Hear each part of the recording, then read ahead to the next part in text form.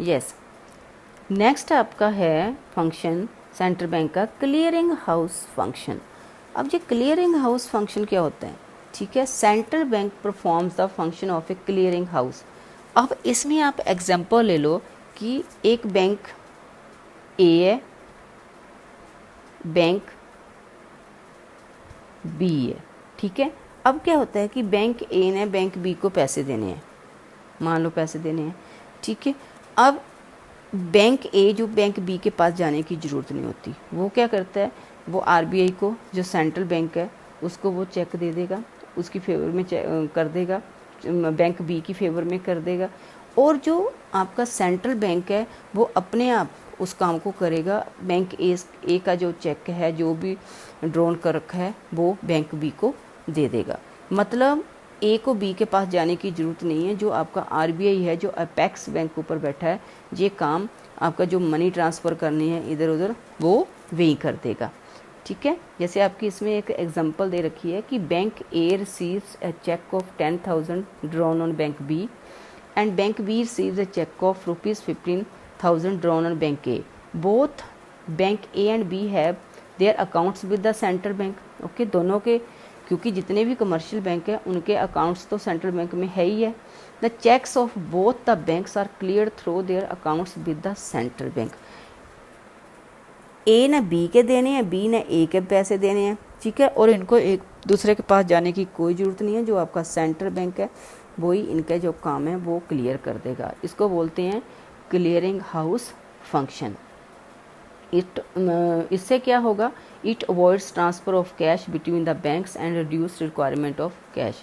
अब कैश की भी ज़रूरत नहीं है, वो वहीं से ऊपर से ही अपने पास से वो सारा इधर उधर शिफ्टिंग कर देगा। ठीक है, and this is known as clearing house function.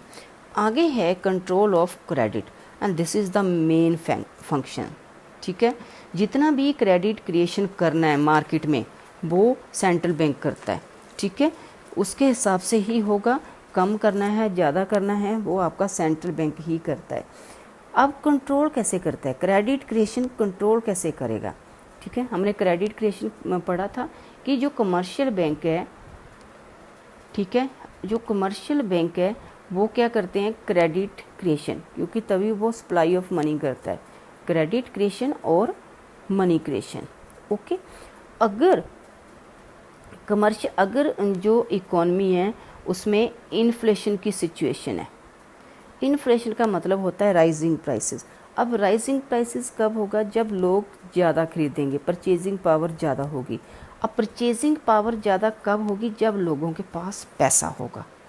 Okay, अब पैसा कैसे हुआ, हो सकता है कमर्शियल बैंकों ने बहुत सारा क्रेडिट क्रिएशन किया और उसकी वजह से जो सप्लाई ऑफ मनी है वो इकॉनमी में बढ़ी, और उसको कंट्रोल करने के लिए आरबीआई क्या करेगा, सेंट्रल बैंक क्या करेगा, सीआरआर और एसएलआर की लिमिट को बढ़ाएगा। समझ में आ गया, कैश रिजर्व रेशियो और स्टैट्यूटरी लिक्विडिटी रेशियो की जो लिमिट है उसको राइज करेगा। जब राइज करेगा तो जो कमर्शियल बैंक है उनको अपने पास जो रिजर्व कैश है उसको ज़्यादा रखना पड़ेगा। जब ज़्यादा रखना पड़ेगा तो क्रेडिट क्रिएशन करने के लिए उनके पास कम लिक्विडिटी होगी। ठीक है, और उसी की वजह से जब कम क्रेडिट क्रिएशन होगा, लोगों के पास पैसा कम होगा, तो जो इन्फ्लेशन है वो करेक्ट हो जाएगी, वो ठीक हो जाएगी।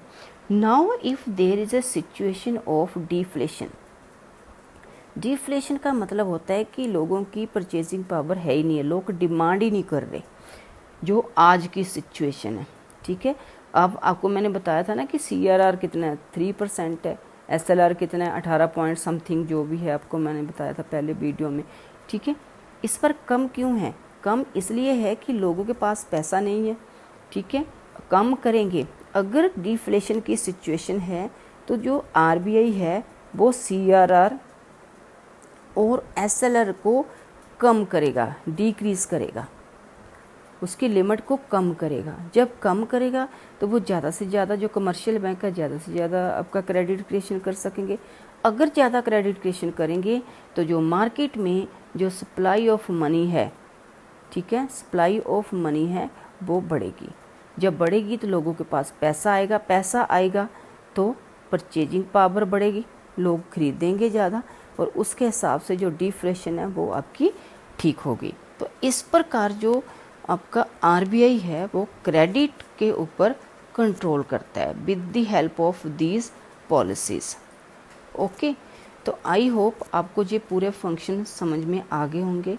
बच्चे एक बात याद रखना कि ये 7 फंक्शन है, इट मीन्स कि these are the 7 questions of each 4 marks.